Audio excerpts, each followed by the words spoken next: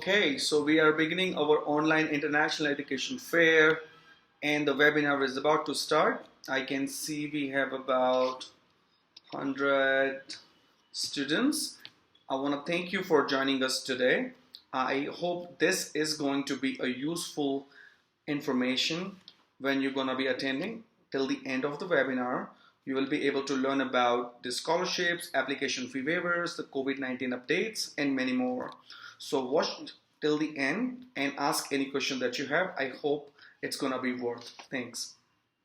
All right, hello everybody. First off, I'd like to say thanks to Study Metro for having us today. My name is Steven Soberjeski. I am the Associate Director of Admissions for the Culinary Institute of America, and I am stationed at our Hyde Park, New York campus, which is our flagship campus, which is located about 1 hour and 30 minutes north of New York City in the lower Hudson Valley, New York.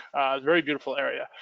So first thing I'd like to show you is just a quick look at our three campuses in the United States. We have our main campus, which is the large photo you see here. This photo doesn't really sum up the entirety of our campus. We are a fully residential campus in New York. We have about 170 acres. On this campus alone are 5 public restaurants, 42 individual kitchens and bake shops. There are a number of residence halls, a full service student commons with a recreation center and a gym. We also have a full service library that houses the largest collection of culinary literature outside the Library of Congress. And we also have our athletic fields and lots of other great opportunities for students in terms of meeting industry professionals, like a conference center and an innovation kitchen as well. On the top right, you'll see our California campus, which is located in the Napa Valley in California. It's in a town called St. Helena. It is, of course, a region that's known for its wine and beverage as well as its food offerings. This campus itself sits on a vineyard. It's a very beautiful campus, very rural, but also very nice. And of course, down at the bottom right, you see the campus in San Antonio. This is located in an area called the Pearl, which is a shopping and dining district in downtown San Antonio. This is a commuter campus. It does not offer residence, but it is beautiful. It's located on the Riverwalk, right next to where the old Pearl Brewery used to be, located next to the Hotel Emma. So those are our 3 campuses in the United States. We are about 15% international across all 3 campuses, with the majority of our international students being at the Hyde Park campus. And India represents our 2nd largest population that has been growing exponentially over the last couple of years, second only to Korea right now. I myself have made numerous trips to India to meet with our alumni and students, and we have a really, really great population of students there who go on to have some amazing restaurants back in their home country once they're finished with their education here. In terms of degree programs, the ones that we're most well known for, of course, are our associate degrees. We have an associate degree in baking and pastry arts, as well as an associate degree in culinary arts. We have bachelor's degrees in applied food studies, culinary science, food business management, and hospitality management. And I like to explain these a little bit. The applied food studies degree is a degree that I like to refer to as the social side of food. You study things like food policy, food movements such as like farm to table, oasis cooking, and things like that. It focuses on things like food media and journalism, policy and legislation. It is a very academic program, but also incorporates a lot of the hands-on classes that you'll find in the associate degrees as well. We also have a culinary science degree, which is a very fast-moving and fast-growing industry right now. Culinary science students typically tend to go to work for major food brands. Think of places like Kraft, Hershey, Nabisco. They become R&D chefs, developing new cooking technologies and cooking and new food products to be brought to market for public consumption. We have our food business management degree, which is our most popular degree for the bachelor's degrees. It incorporates, it is a Bachelor of Business Administration that incorporates the full curriculum from our culinary or baking and pastry arts program, but also adds a layer of academic courses focused on business. So you learn things like entrepreneurship, management, finance, and things like that. We have our hospitality management program also, which is a fairly new program for us, but incorporates more hands-on cooking credits than any other hospitality management program that's available.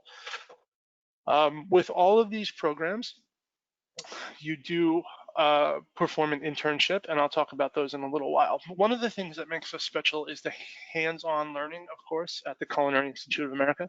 So if you are someone who's interested in taking a bachelor degree but doesn't want to sacrifice any of those hands-on cooking credits, you don't have to worry, because you will incorporate the full curriculum from the associate degree into the bachelor degree, but add on a layer of academic courses, like I said earlier. So we offer more hands-on than any other culinary college. You'll do about 1,300 hours worth of hands-on study in the kitchen. We also offer academic courses that prepare you for the career that you'll have once you graduate. Between our 3 campuses, we have 9 restaurants that serve about 300,000 guests per year. On our New York campus alone, we have a fine dining French restaurant, a fine dining American restaurant, a casual dining Italian restaurant. We have our Apple Pie Bakery Cafe, which is a phenomenal place to come and eat. And we also have the restaurants in the student commons, including what you see in this photo here, which is a student-run pop-up concept restaurant that changes each semester based on business concepts that are pitched by the students to the faculty. So each year, they hold a sort of Shark Tank competition, if you will, where students get to present their ideas to the faculty, and the best concept wins and gets to operate in the student commons for a period of 1 semester. It's sort of like starting up a restaurant without needing any capital up front. So you get to test out a concept to bring to market without needing any startup funding. We also have our culinary science labs, which are state of the art, where you'll learn how to build flavor profiles and learn about new cooking technologies. And we have the innovation kitchen, of course, which I already mentioned. Across our campuses, we have, in our New York campus alone, we have 150 plus expert chefs and instructors from over 19 different countries. The student to faculty ratio is about 18-to-1 on average. And our chef instructors, many of them are master chefs and bakers. They've been working in the industry for many years and come to the CIA to teach after they've achieved their goals in the professional world. We are also a residential campus, so I like to emphasize to students that as a student at CIA, we have over 30 different clubs and student government. We have sports and recreation. We do theme weekends and cooking competitions. We do off-campus trips to go to the city. We have study abroad opportunities, which I'll mention.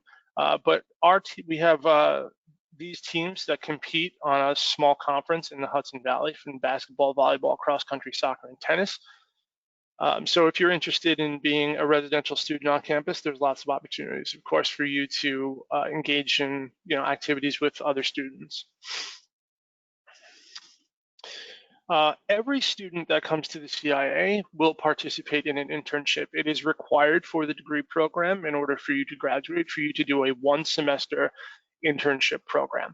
Now, what you see on this slide represents a small fraction of the organizations that we work with and that we will place you in as a student. The idea here is just to show you a little bit of the diversity in the choices that you have, but we actually work with over 2,000 different partnerships around the world.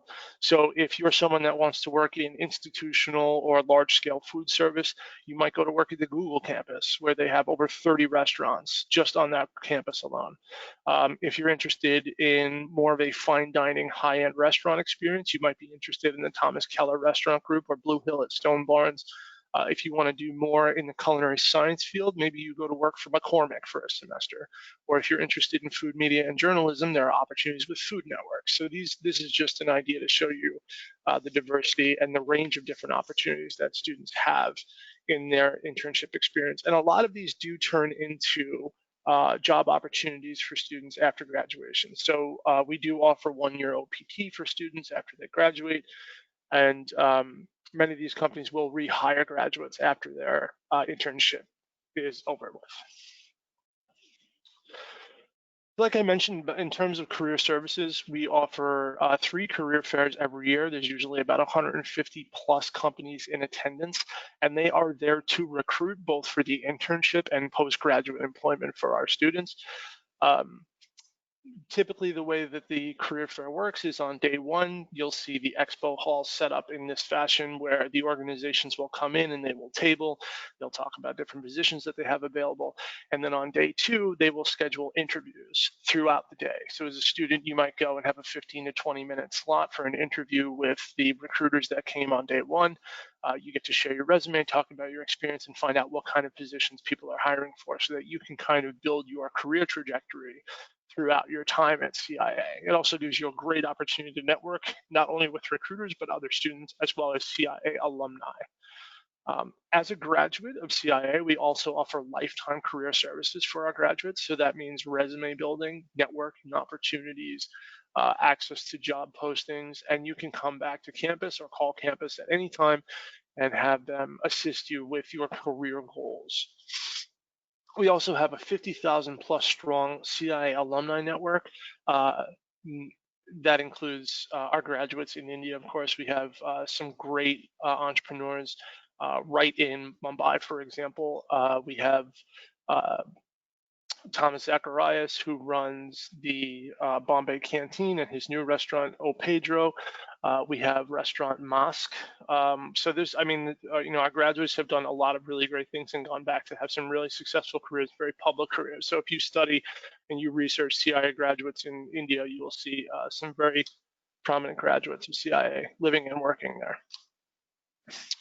The application process for CIA is fairly simple. You can submit your application using our online application or the common application. So we have both options. Number two, you submit your letter of recommendation, essays, transcripts, and your proof of funding to your admissions counselor. Once you submit your application, you will have a dedicated admissions counselor who will help you through the process all the way to the point of your admissions decision and then enrollment. Once you have your admissions decision, you submit your tuition deposit and your I-20 request form, and your I-20 will be sent to you at your home address. Admissions requirements, so just a quick word on this. We do not require the SAT or the ACT. However, if you have taken those exams and want to submit them for consideration, we will look at them as part of your application during our holistic review of your application. We also do not have a minimum GPA requirement. Okay, we look at your entire academic and professional history. So if you are someone who has strong academics, that can be very good, in terms of the application review process. But also we consider things like, have you had an opportunity to do an internship? Do you have any public service or volunteer opportunities that you participated in? We like to get a real good sense of our candidates. And what we're looking for is someone that has leadership qualities, is ready for college level work, and is really passionate about working in the hospitality industry. Of course, the bank statement and declaration of financial support, which are required for all international students coming to the U.S. Our I-20 minimum is $45,000 for undergraduate. That number encompasses an all-in expense total, including your tuition, housing, meals, equipment, uniforms, and everything else that would be included. So we're estimating that as 1 year at CIA, including your tuition, housing, meals, and everything else, $45,000. A word on the letter of recommendation. This is often a question that students have. The letter of recommendation can be from any teacher, employer, or professional colleague. It does not have to be a hospitality industry professional. So if you have a relationship with a guidance counselor or a teacher at your high school, or if you have worked in a different industry and are looking to change careers, you don't have to worry that your recommender is a chef or someone who works in a hotel or something along those lines. It can be someone who knows you professionally and can discuss with us your leadership qualities and their reasons for why you would make a good candidate as a dedicated person at the CIA. Our English language requirements, we accept the TOEFL, IELTS, PTE, and the CAE, but we also do offer waivers for students that have studied in an English curriculum in high school or in college. So if you are someone who's attended a school where the language of instruction was English, we will take that into consideration during the application process, and we may waive the English language requirement. So keep that in consideration. Thanks. Okay. That concludes my presentation, a little bit shorter than some of the others. Happy to take any questions, of course, and if anyone would like to reach out to me, I believe you have my contact information. So thanks very much for giving me the opportunity to present, and I'll hand it back over to our hosts.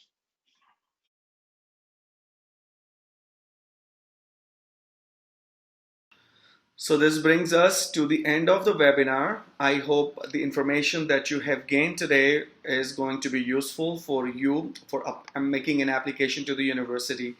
If you still have any question or any query about applying to the university, then you contact one of the Study Metro representative.